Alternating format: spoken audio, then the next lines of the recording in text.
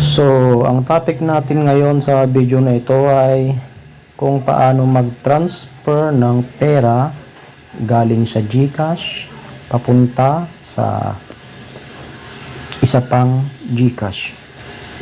How to transfer money from GCash to another GCash. So, una, i-open natin yung GCash app natin. Siyempre, dapat may account kayo. May GCash account kayo na nagawa na.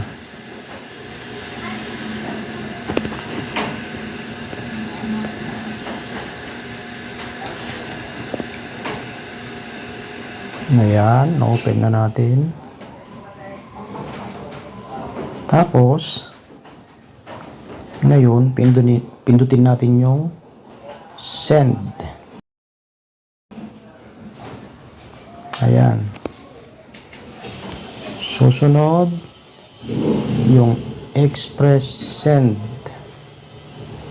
Ayan, nag-aantay na yung number ng paglilipatan ng pera na number niya sa kanyang GCash. Ito halimbawa, sampulan natin. Ito, ayan, number ng GCash yan, register dyan sa GCash yung number na yan.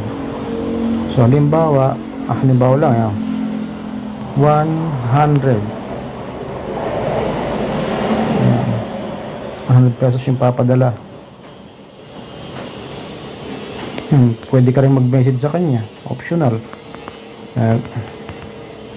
Pwede rin hindi.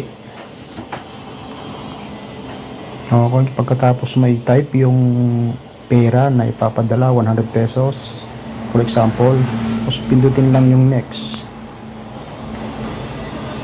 Okay, yan. Ito, express send, sabi niya.